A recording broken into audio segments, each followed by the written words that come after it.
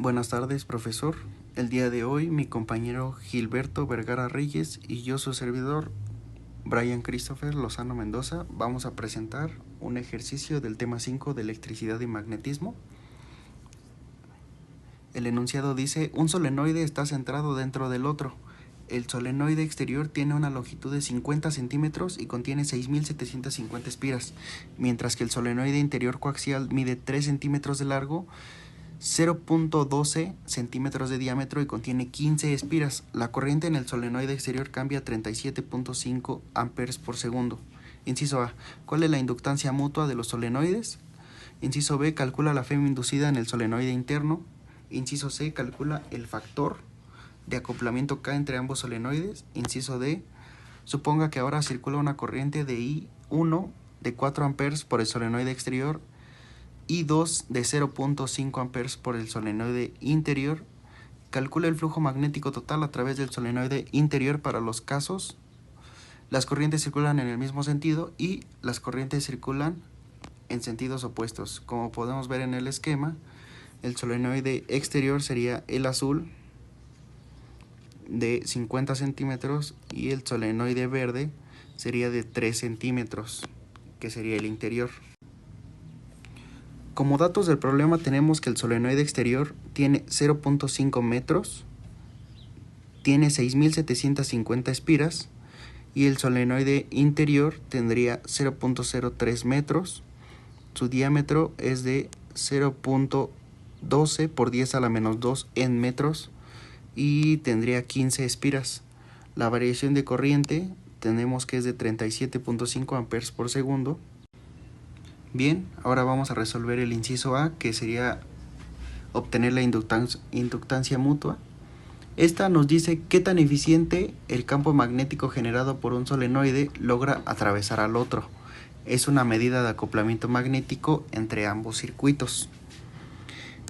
Tenemos esta, que sería inductancia mutua es igual al número de vueltas del solenoide 2 por el flujo magnético de 2:1 entre la corriente I1. El flujo magnético a través de cada espira del solenoide interior producida por la corriente en el exterior sería 2:1. El solenoide exterior crea un campo magnético uniforme en su interior, que sería B1. Lo podemos calcular como permeabilidad magnética del vacío por el número de vueltas de 1 entre la longitud de 1 por la corriente I1. Ahora vamos a calcular el área del solenoide interior, que sería R2, diámetro entre 2, que sería 0.12 por 10 a la menos 2 entre 2, y obtendríamos 6 por 10 a la menos 4 metros. También tenemos que calcular el área de la sección transversal, que sería área es igual a pi por radio al cuadrado. Sería pi por 6 por 10 a la menos 4 al cuadrado y tendríamos como resultado 1.131 por 10 a la menos 6 metros cuadrados.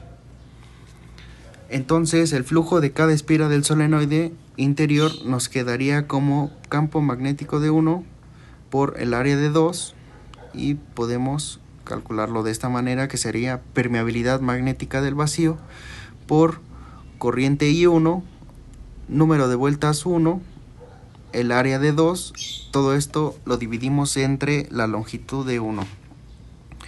Esta la sustituimos en la fórmula de la inductancia mutua y nos quedaría como inductancia mutua sería igual a permeabilidad magnética del vacío por número de vueltas de 1 por el número de vueltas de 2 por el área, y todo esto lo dividimos entre la longitud de 1. Como podemos observar, la inductancia mutua no depende de la corriente, ya que se cancela en esta fórmula. Esto significa que M es una propiedad puramente geométrica. Solamente depende del número de espiras, de sus dimensiones y de la posición relativa de los solenoides. Sustituyendo los datos en esta fórmula nos quedaría como 4pi por 10 a la menos 7 que sería la permeabilidad, por 6.750 vueltas, por 15 vueltas, por 1.131 por 10 a la menos 6, todo eso lo dividimos entre 0.5, que sería la longitud de 1, y nos quedaría como 0.2878 por 10 a la menos 6 en henries, sería la unidad de la inductancia mutua, y en notación científica lo tendríamos como 0.2878 microhenries. Ok, ahora el inciso B nos pregunta ¿cuál es la FEM inducida en el solenoide interno? Aquí vamos a aplicar la ley de Faraday-Lenz. Como la corriente del solenoide exterior cambia con el tiempo, el flujo magnético también cambia, induciendo un voltaje en la bobina interior. La fórmula que relaciona la FEM con la inductancia mutua sería esta. FEM es igual a la inductancia mutua por la variación en la corriente con respecto del tiempo. La FEM inducida es proporcional a qué tan rápido cambia la corriente en el solenoide exterior.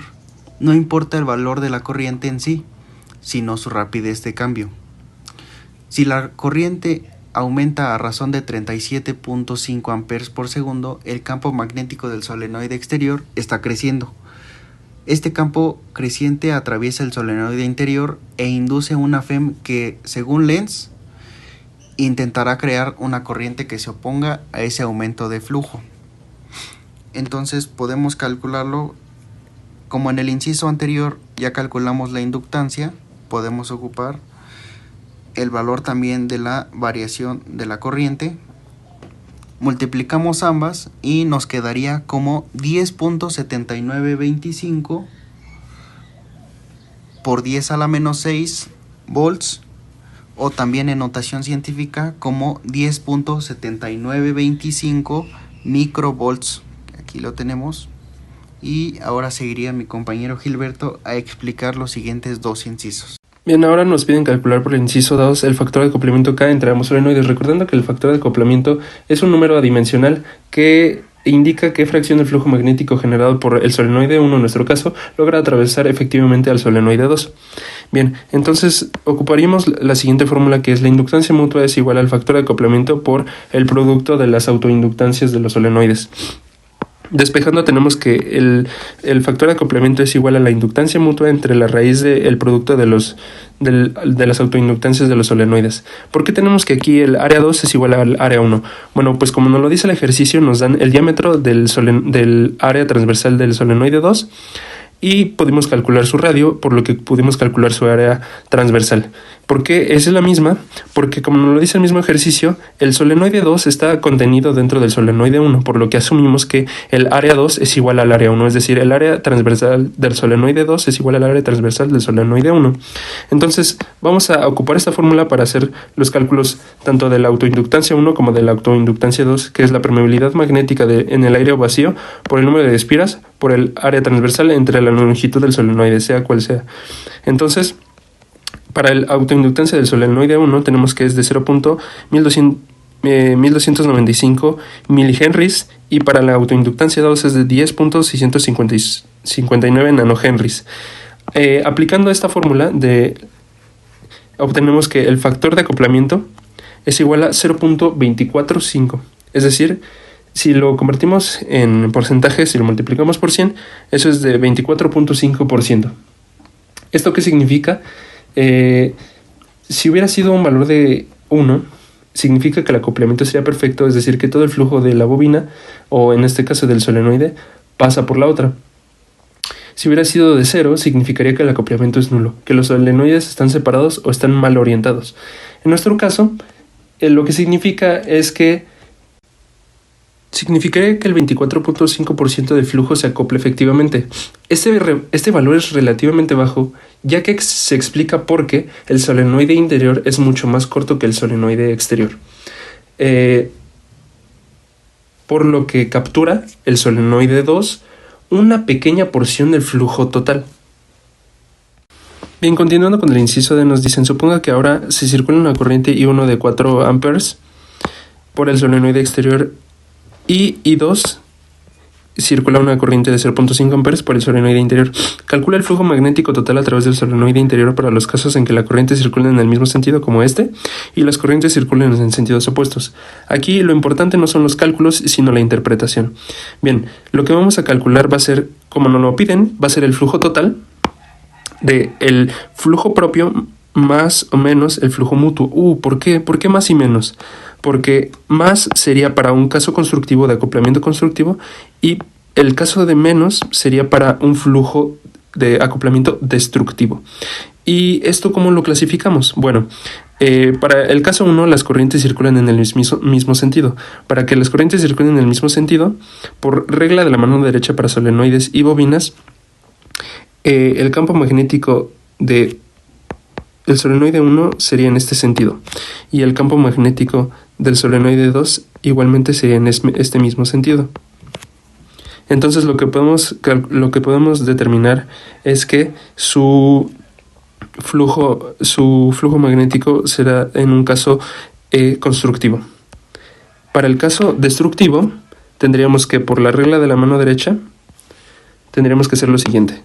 Como nos lo indica el mismo caso, la corriente circula en sentidos opuestos. Bueno, si la corriente circulara en sentidos opuestos, tendremos que I1 va de esta forma y por la regla de la mano derecha tenemos que el campo magnético del solenoide 1 iría en el mismo sentido que estaba en el otro caso, pero cambia para la regla de la mano derecha para el solenoide 2.